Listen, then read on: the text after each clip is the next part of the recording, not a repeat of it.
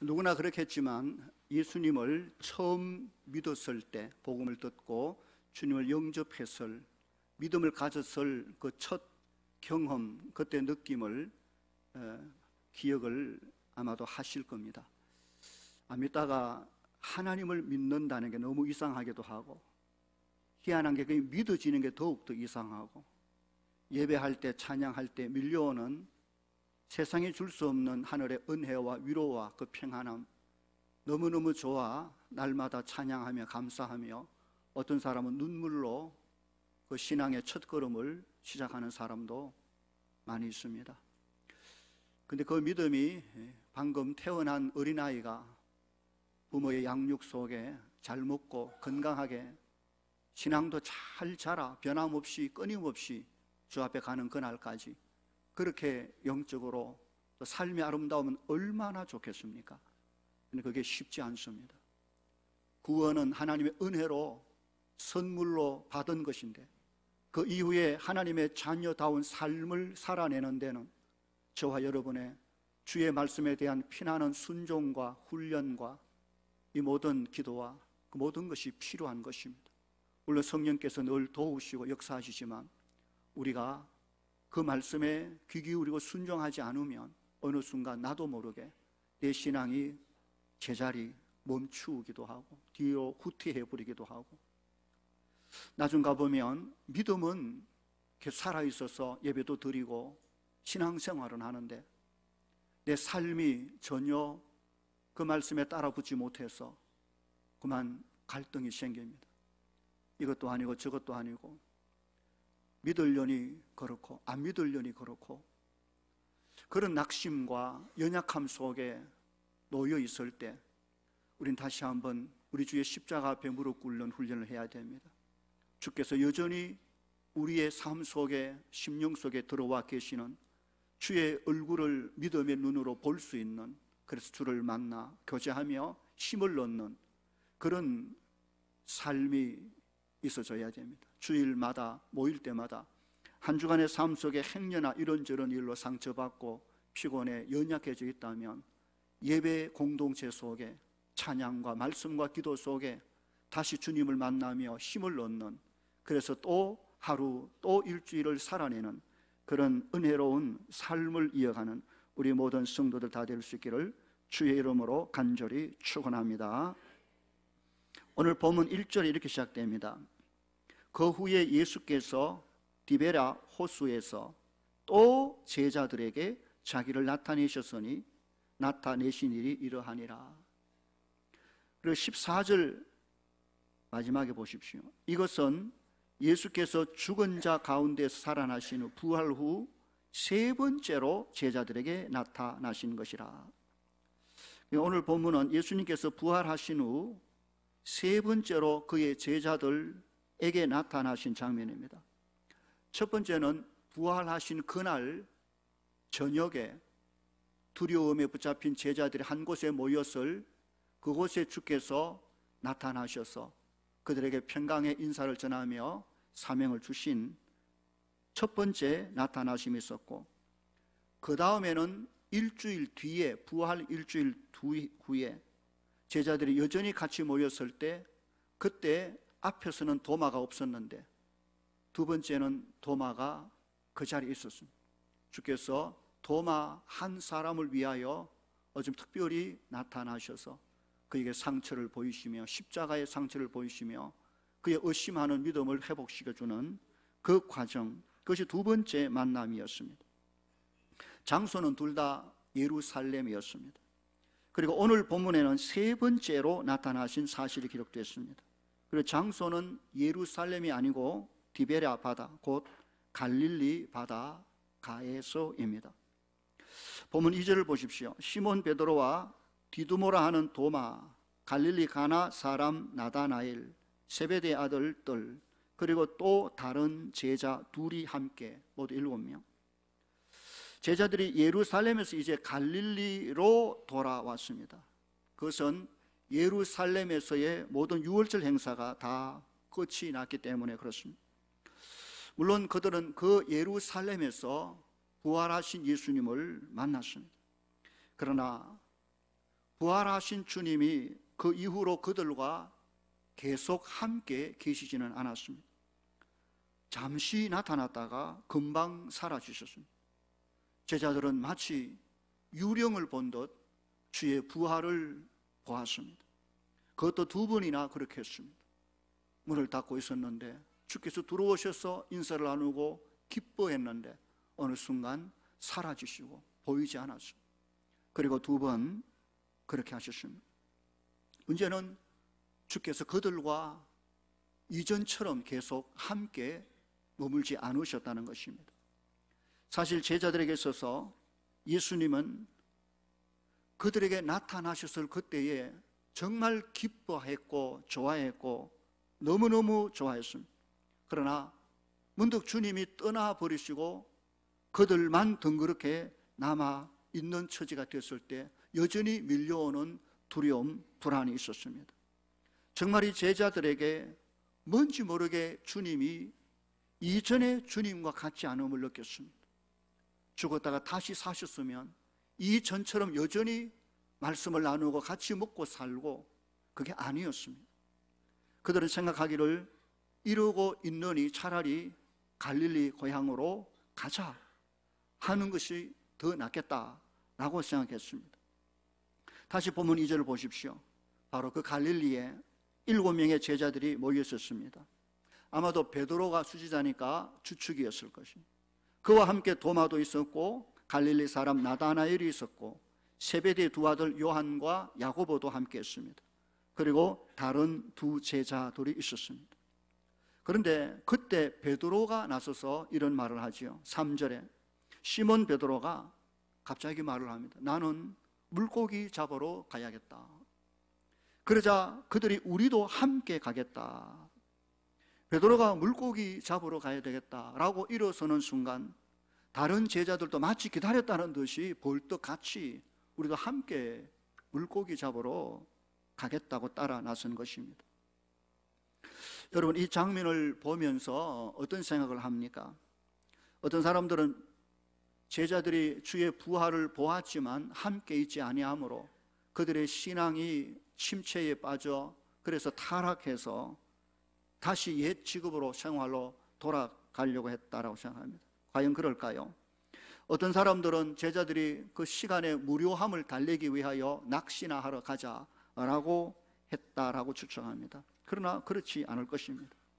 분명히 제자들은 부활하신 주님을 봤습니다. 그리고 그의 음성을 듣고 믿었습니다. 그리고 주님으로부터 사명도 받았습니다. 그런 제자들이 그새 타락했을 리가 만무합니다. 그러면 왜 그들이 다시 물고기 잡이하기 위하여 가자 했을 때 다 같이 갔을까요?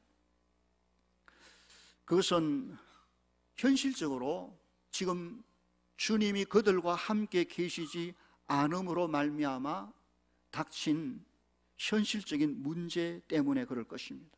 그게 뭐겠습니까? 먹고 사는 문제입니다.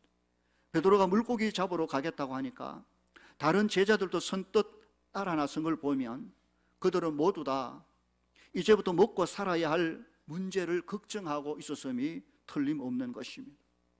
사실 그렇지 않습니까? 부활하신 주님이 몇 번 보이시더만 온데간데 없어져 버렸습니다. 갑자기 나타났다가 또 사라져 버립니다. 이제 제자들만 덩그러니 남아서 우리가 뭘 할 것입니까? 물론 부활하신 주님이 제자들과 함께 이전처럼 계셨더라면 이들이 물고기 잡이하러 가지 않았을 것입니다.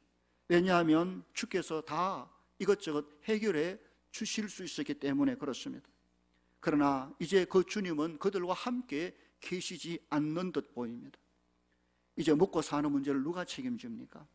당장 해결해야 할 것은 먹는 문제인데 가만히 있다고 이게 하늘에 떨어지는 것도 아니고 당장 걱정이 되는 것입니다. 주께서 부활하셨습니다. 너무나도 영광스러운 승리 가운데 부활하신 것을 보았습니다. 그러나 그것은 어디까지나 예수님의 승리지 제자들의 승리는 아니었습니다. 제자들은 지금 당장 먹고 사는 그것이 문제고 그것이 걱정해야만 했던 것입니다. 성도 여러분, 오늘 우리의 문제가 어디 있습니까? 신앙과 삶이 잘 연결되고 있습니까? 주의 말씀으로 나의 모든 죄를 용서받고 변하여 새 사람이 된 것 맞고 믿고 분명하고 또 기쁨도 찾아옵니다. 그러나 세상적 관점에서 보면 이 세상에서는 그것으로 할 수 있는 일은 아무것도 없습니다. 내가 변하여 새 사람 됐다고 해서 갑자기 없던 돈이 생깁니까? 내가 예수 믿고 구원받았다고 해서 그 어렵게 들어가던 취업이 쉽게 그렇게 활짝 열려집니까? 내가 하나님의 자녀가 되었다고 해서 공부를 안 했는데도 시험에 덜컥 걸리고 그렇게 합니까? 전혀 아니었습니다.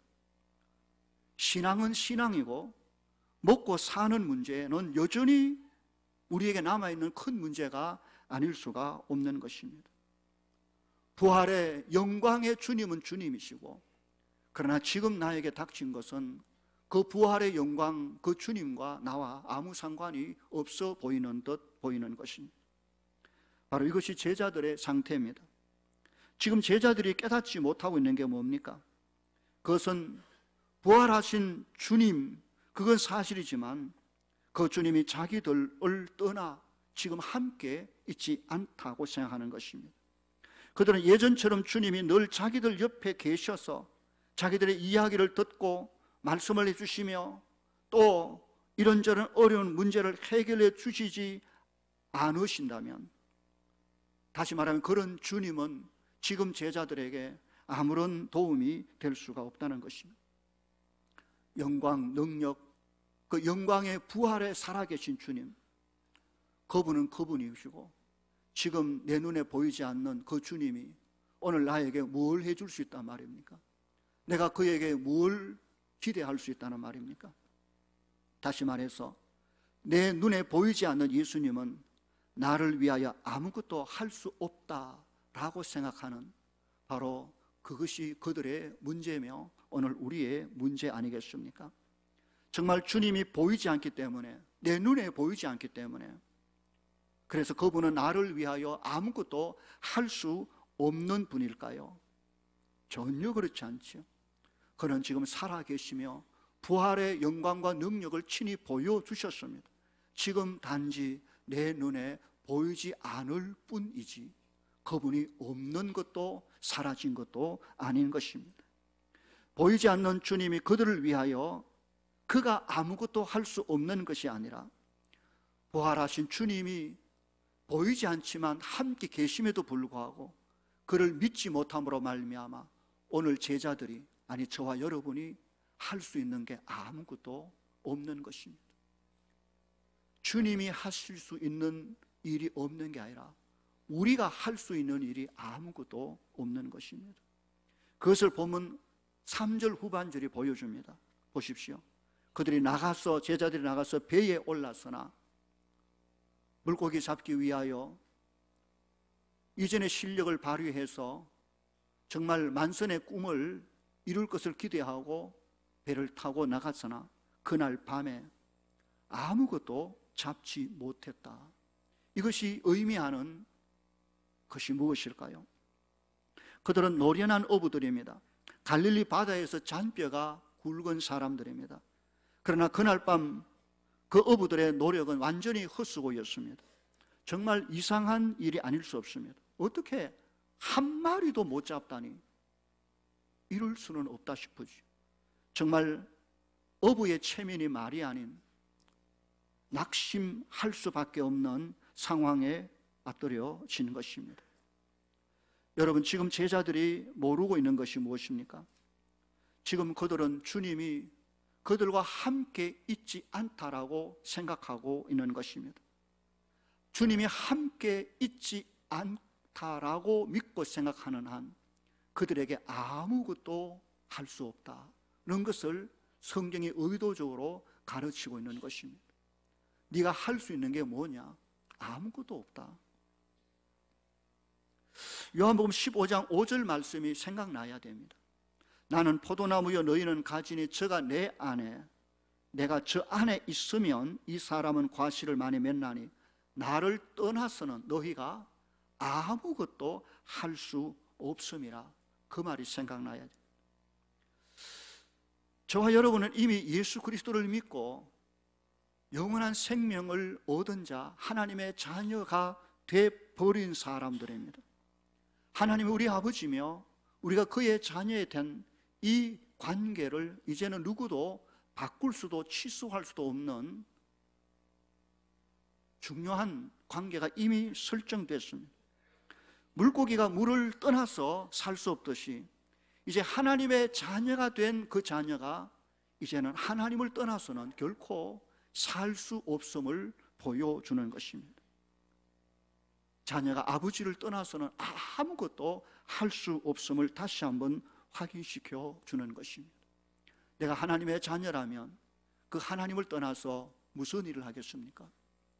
하나님의 자녀이면서 그분을 떠나 하나님의 무슨 영광을 드러내는 삶을 살겠습니까?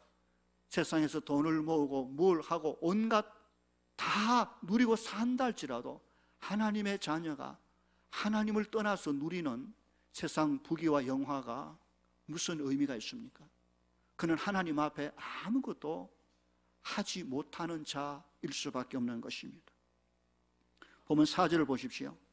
날이 새어갈 때 예수께서 바닷가에 서서서나 제자들이 예수신 줄 알지 못했다 했습니다. 주께서 찾아오셔서 그 낙심에 빠진 제자들 그 가운데 서 계셨지만 그들은 부활하신 주님을 알아볼 수도 없는 지경에 이르렀습니다. 예수님께서 제자들을 찾아오신 이유가 바로 여기 있습니다. 그들의 연약해진 그 믿음을 다시 세워주시기 위해서입니다. 신앙과 현실 사이에서 갈등하고 있는 제자들에게 다시 한번 변함없으신 주님, 주의 주 되심을 보여주시기 위하여 찾아오셨습니다. 그들의 눈에 보이지 않지만 주님은 언제나 그들 곁에 계셨다는 사실을 알게 하기 위하여 찾아오신 것입니다. 여러분, 이게 왜 중요한지 아십니까? 주님은 곧 그들을 떠나 하늘로 성천 올리우실 것입니다. 그러면 다시 그들은 주님을 그 눈으로 볼 수 없을 것입니다.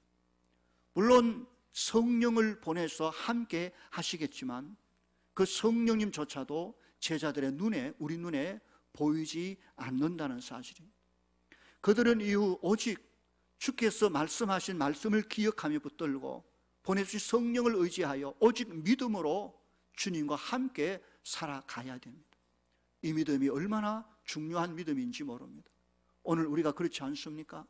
눈에 보이지 않지만 그가 주신 말씀을 붙들고 성령 안에 오늘 우리가 주님과 함께 사는 믿음의 삶을 살아내야 되는, 믿음을 가르치기 위하여, 믿음을 회복시키기 위하여 주님은 제자들을 찾아오신 것입니다. 지금 제자들은 주님이 그들에게 오셨지만 그들은 주님이 주님이신 줄 알아볼 수 없을 정도로 연약해져 있었습니다. 주님은 부활하신 후 말씀하신 대로 벌써 갈릴리에 오셔서 그들을 기다리고 계셨음에도 불구하고 그들은 잊어버렸습니다. 지치고 낙심한 제자들을 찾아오셔서 주께서 하신 말씀을 보십시오. 보면 5절과 6절에 기록된 말씀을 함께 읽어봅시다. 5절과 6절 시작. 예수께서 이러시되 얘들아 너희에게 고기가 있느냐? 대답하되 없나이다. 이러시되 그물을 배 오른편에 던지라. 그리하면 잡으리라 하시니 이에 던졌더니 고기가 많아 그물을 들 수 없더라. 고기가 있느냐? 없더이다. 한 마리도 못 잡았습니다. 그래, 그러면 다시 그물을 배 오른편에, 이미 뭇가에 와 있는데 거기서 그물을 오른편에 다시 던져라. 그러면 잡으리라. 이 누군지 모르지만 위험에 가득한 그분이 명령 앞에 제자들은 어쩌면 자기도 모르게 그 말씀을 듣고 말씀에 의지하여 그물을 이미 부둣가에 있는데 옆으로 내려 떠니 고기가 많이 잡아 그물을 들 수 없을 정도로 잡았다. 이 보통 그냥 된 일이 아니죠. 주께서 의도적으로 행하신 일이 틀림없습니다. 여러분, 이런 장면을 잘 보십시오. 뭔가 생각나지 않습니까? 그것은 이런 일이 베드로에게 처음이 아니라는 사실입니다. 전에도 이런 비슷한 일이 있었는데 라는 생각을 하게 하는 장면입니다. 언제 이런 비슷한 일이 있었습니까? 3년 전입니다. 누가복음 5장에서 보면 베드로가 처음 예수님을 만났을 때, 그때 바로 그 자리에서 이것과 너무나도 비슷한 한 장면이 연출되었습니다. 그때 예수님께서 갈릴리 그 바다에서 처음 모여든 무리들에게 복음을 전하셨습니다. 베드로는 그때 밤새도록 그물을 던져 고기를 잡았지만 그때도 한 마리도 못 잡고 지친 그 몸을 이끌고 부둣가에서 자기 배 위에 오르신 예수님의 말씀을 들었을 그때, 누가복음 5장 4절로 6절에 나와 있는데 이렇게 되어 있습니다. 말씀을 마치시고 시몬에게 이르시되 깊은 데로 가서 그물을 내려 고기를 잡아라. 시몬이 대답하여 이르되 선생님, 우리들이 밤이 맞도록 수고하시되 잡은 것이 없나이다. 그러나 말씀에 의지하여 내가 그물을 내리리다 하고 그렇게 하니 고기를 잡은 것이 심히 많아 그물이 찢어지느니라. 오늘 본문 가운데 예수님께서 얘들아 고기가 있느냐? 없나이다. 한 마리도 못 잡았습니다. 그래, 다시 그물을 배 오른편에 던지라. 그러면 잡으리라. 그러자 그들이 그물을 던졌더니 고기가 많아 그물을 들 수 없더라. 똑같은 장면 아닙니까? 단지 시간만 다르죠. 정말이지 이 일은 베드로가 3년 전 주님을 처음 감격적으로 만났을 때 그때 모습과 너무나도 비슷합니다. 주님은 비슷한 일을 또 다시 보여주심으로 베드로의 마음속에 있던 원래의 참 신앙을 다시 일깨워주고 계신 것입니다. 베드로가 처음에 주께 순종함으로 엄청나게 많은 물고기를 잡게 되었을 때 그는 그 모든 것을 버리고 주님을 따라 그의 제자가 되었던 그때를 떠올리게 하는 장면입니다. 그러나 주께서 십자가에 죽으시고 그가 부활하셨지만 지금 그들과 함께 계시지 않음으로 말미암아 베드로의 신앙, 베드로의 믿음이 연약해져 가고 있었습니다. 이제는 보이지 않는 주님을 더 신뢰하기보다는 자신이 먹고 살아야 할 문제를 해결하기 위하여 그는 다시 고기잡이를 해야 될 상황에 놓여 있었던 것입니다. 주님은 그에게 다시 3년 전에 그가 생생히 경험했던 그 일들을 다시 한번 보여주심으로 베드로의 마음속에 그때 그 주님이 바로 지금 여기 계신 주님이심을 알게 해주고 계신 것입니다. 성도 여러분, 하나님은 한 번만 기적을 베풀고 만분이 아니었습니다. 같은 일을 반복하시고 또 반복하시고 또 보여주십니다. 홍해를 가르셨던 하나님은 요단강을 가르셨습니다. 보리떡 5개로 5,000명을 먹이셨던 주님은 이후에 다시 7,000명을 또 그렇게 먹이신 일이 있었습니다. 주님은 염려하고 있는 베드로에게 주께서 어제나 오늘이나 영원히 변치 않는 동일한 능력의 주님이심을 지금 보여주고 계신 것입니다. 그때 그 주님을 맨 먼저 알아본 사람이 주님의 사랑하시는 제자 요한이었습니다. 그가 바로 그 순간 외쳤습니다. 주님이시다. 그랬을 때 베드로의 행동을 보십시오. 7절에 예수께서 사랑하시는 그 제자가 베드로에게 이르되 주님이시라 하니 시몬 베드로가 벗고 있다가 주님이라 하는 말을 듣고는 겉옷을 두르는 바닷가로 뛰어내려 달려갑니다. 드디어 베드로의 눈이 열려 주가 보이는 것입니다. 그가 물 위로 뛰어내려 주께로 달려갑니다. 이제 베드로에게 잊어버렸던 3년 전에 주를 처음 만났던 감격과 그 충격과 그 장면이 다시 살아나기 시작했습니다. 아, 그 주님이 지금 여기 계시구나. 성도 여러분, 베드로나 제자들이 물고기를 잡으러 간 것이 잘못이 아닙니다. 중요한 것은 주님에 대한 그들의 믿음이 흔들리고 있었다는 것입니다. 왔다가 사라지는 예수님이 아니라 눈에 보이지 않지만 여전히 주님은 변하지 않으신 주님, 그때 그 능력의 주님이 지금 바로 이분 하나도 달라진 것이 없으신 바로 부활의 주님은 우리와 함께 계심을 그들로 보여주고 계신 것입니다. 주께서 오늘 우리에게 하시는 말씀이 무엇입니까? 믿음입니다. 너희가 왜 믿음을 그런 식으로 관리했느냐? 왜 그 믿음을 잘 키우지 못하고 내가 보이지 않는다고, 없다고 믿고 생각하느냐? 주의 부활을 믿으면서 왜 그분이 지금 나와 함께 계신 능력의 주님을 왜 믿지 못하느냐라고 말하는 것입니다. 임마누엘 주님을 믿는다고 하면서 왜 주께 나아가 부르짖고 기도하고 그 음성에 귀를 기울이지 않는지, 내가 달라진 게 아니라 너가 달라졌다는 것입니다. 주님은 그때나 지금이나 동일하지만 오늘 우리의 믿음의 상태가 너무너무 달라집니다. 내 눈에 보일 때는 마치 그 주님의 충성된 제자인 것처럼 보이죠. 잠시 눈에 보이지 않는 듯 느껴질 때 마치 그 주님이 사라져 없어져 버린 것처럼 생각하고 또다시 낙심과 연약함에 빠져버리는, 변한 것은 주님이 아니라 저와 여러분의 믿음의 상태가 바르게 관리되지 않는 우리의 문제인 것입니다.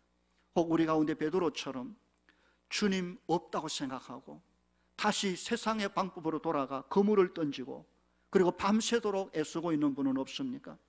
그물을 던지면 던질수록 마음속에 짜증과 분노가 일어납니다. 내가 하나님을 안 믿는 것도 아니고 믿는 것도 아니고, 하나님이 살아 계신다고 내가 알지만 그 하나님이 지금 나의 현실적 삶 속에 무슨 힘이 되는지 하나도 느낄 수 없는 바로 그런 상태 아닙니까? 물고기를 잡는 것, 세상 가운데 직업과 일을 하는 게 나쁜 게 결코 아닌 것이죠. 공부를 하거나 취직 준비를 하는 것이 나쁜 게 아닙니다. 문제는 마치 주님이 내가 그를 믿으면서도 그분이 나에게 아무것도 하실 수 없는 것처럼 판단하고 나 혼자 홀로 밤새 물고기 잡는, 수고하는 그 모습인 것입니다. 성도 여러분, 이제 우리는 주님이 없이 하는 일이 오늘 우리에게 정말 의미가 없다는 사실을 기억해야 됩니다. 베드로의 물고기 잡는 솜씨가 녹슨 게 아닙니다. 문제는 주님께서는 베드로가 주님이 그와 함께 있지 않다라고 믿고 헛된 수고에 자신의 삶을 던져놓는 것입니다. 나름 애써보지만 아무 성과도 없이 지칠 대로 지친 인생입니다. 바로 그 사람 곁에 주님이 찾아오신 것입니다. 우리는 그 주님을 다시 볼 수 있어져야 됩니다. 이전에 역사하셨던 그 주님이 오늘 여기도 계심을 내 영의 눈을 뜨고 다시 주 앞에 나아가 그분을 붙들고 주님이시다 하고 주의 음성에 귀를 기울이며 믿음의 눈으로 그를 볼 수 있는 그 믿음을 회복시키기 위하여 주께서 찾아오신 것입니다. 베드로를 보십시오. 밤새도록 애쓴 것과 그가 주님을 만난 이후에 삶은 너무나도 달랐습니다. 그리스도인들은 무조건 힘쓰고 애쓴다고 결과가 좋은 게 결코 아닌 것입니다. 밤이 맞도록 수고했지만 하나도 건질 수 없는 사람이 그리스도인입니다. 주님을 주님으로 인정하지 못하는, 주님을 주님으로 신뢰하지 못하는 우리의 믿음의 병입니다. 주 없이 아무리 애써 보십시오. 아무리 돈을 모으고 싸우고 건강하고 해보십시오. 주님 없이 쌓은 모든 것은 우리가 하나님의 자녀가 맞다면 세월 지나 나중 주 앞에 섰을 그때 이게 다 소용없는 짓이었구나. 내가 왜 이랬을까? 하나님의 자녀인데 하나님을 위하여 한 게 하나도 없었구나. 그저 세상에 없어질 것을 위하여 발버둥치다 내 인생 여기까지 왔구나. 이런 생각이 안 들 수가 없는 것입니다. 우리가 주를 믿기 전에는 내 열심만 믿고 살 수밖에 없었습니다. 그러나 부활의 주님이 성령으로 오늘 우리 속에 들어와 계시며 오늘도 기록된 말씀을 통하여 말씀하시는 검성을 놓치면 안 된다는 말입니다. 오늘도 내 속에 계시는 성령님으로 충만한 그런 은혜가 사라지지 않도록 기도하고 힘써야 됩니다. 무엇이 내 영을 막고 있는지, 내 심령을 가두고 있는지, 죄에 찌든 생각과 습관을 고백하고 내려놓고 오늘 십자가 보혈 의지하여 우리의 심령에 눈을 열어 주를 다시 만나며 주님이십니다 라고 고백했던 요한처럼, 베드로처럼 다시 주를 의지하여 힘을 얻는 우리 모두가 되기를 주의 이름으로 축원합니다. 오늘도 그분이 오셔서 우리에게 말씀해 주셔야 됩니다. 그물을 이쪽에 내려라, 저쪽에 내려라, 이래라 저래라, 거기 서라, 더 이상 가지 마라, 아니 이쪽 길로 가라, 계속 가거라, 더 기다려라. 끊임없이 주님은 말씀을 통해 성령 안에 우리에게 간섭하시고 말씀하시는 그 음성을 우리가 들을 수 있어져야 될 것입니다. 보면 6절 보십시오. 6절 함께 읽어볼까요? 시작. 이르시되 그물을 배 오른편에 던지라, 그리하면 잡으리라 하시니 이에 던졌더니 물고기가 많아 그물을 들 수 없더라. 아마도 베드로에게 한평생 그 갈릴리 바다에서 어릴 때부터 잡았던 물고기, 수도 없이 잡았지만 이날만큼 이 큰 물고기 153마리를 잡은 것은 그에게 대기록이었을 것입니다. 주를 만난 그분의 말씀에 순종한 삶의 결과 어떠함을 주께서 다시 보여주신 것입니다. 보면 8절에서 13절까지 내용이 뭡니까?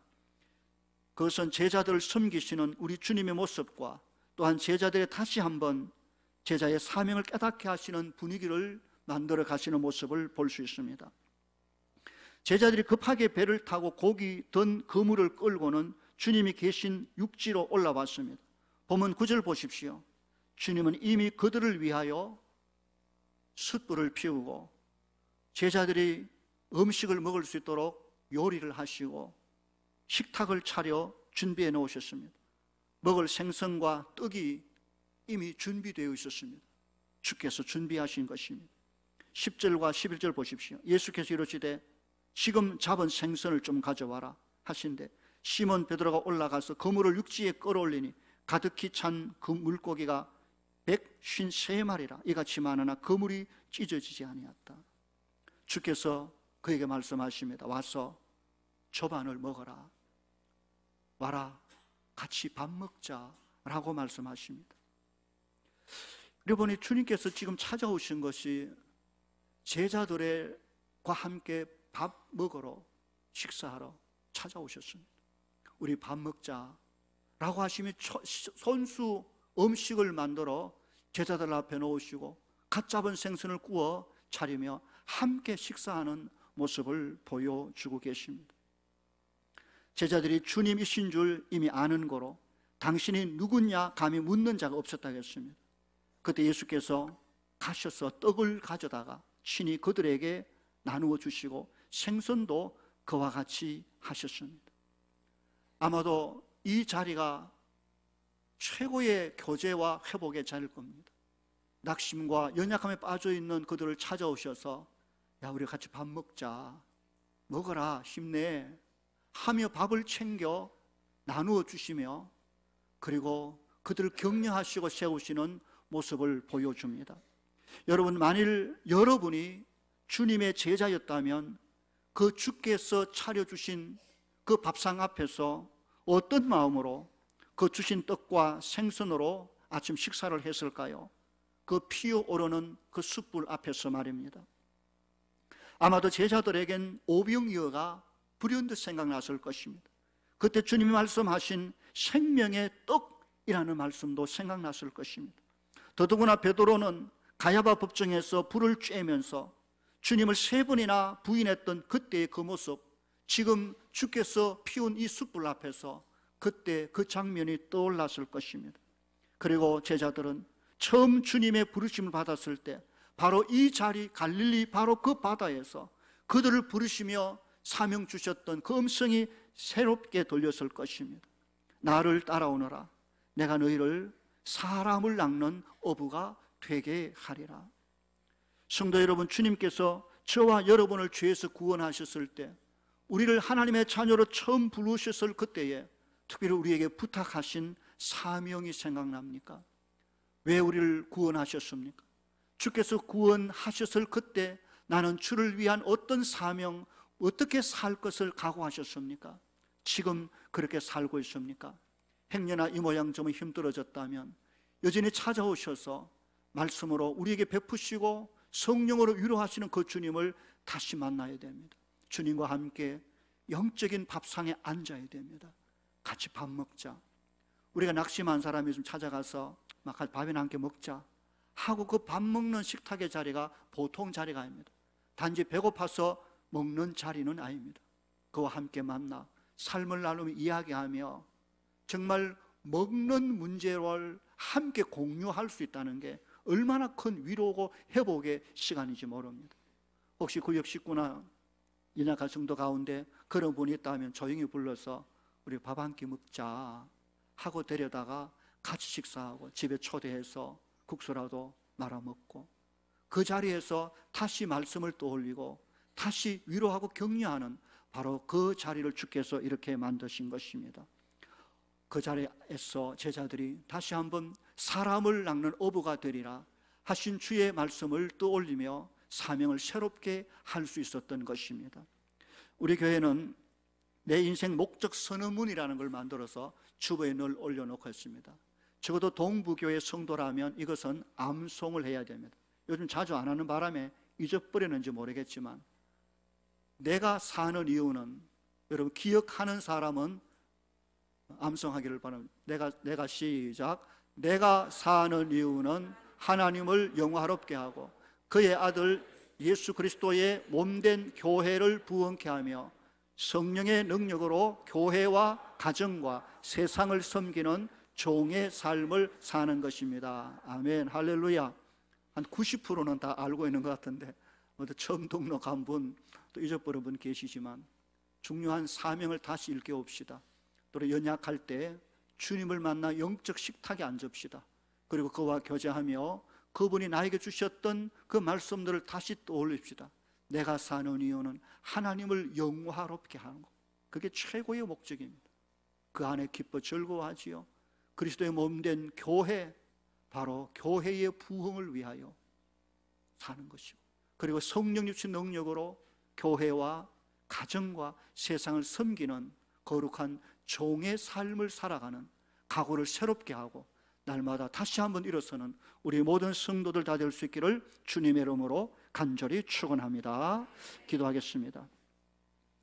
낙심에 빠진 제자들을 찾아오셔서 음식을 차려주시며 함께 와서 밥 먹자라고 하시며 그들에게 잃었던 연약한 사명을 새롭게 하고 믿음을 새롭게 하여 힘을 주신 우리 주여, 오늘도 성도들이 이 땅에 살아가며 이 모양 저 모양 지치고 아프고 다치고 상처 입은 심령이 있다면 주여 저들을 부르사 주의 식탁에 앉게 하시고 주신 신령한 은혜로 인하여 새 힘을 얻고 다시 사명을 새롭게 하는 우리 모든 성도들 되게 하여 주시옵소서. 예수님 이름으로 기도하옵나이다. 아멘.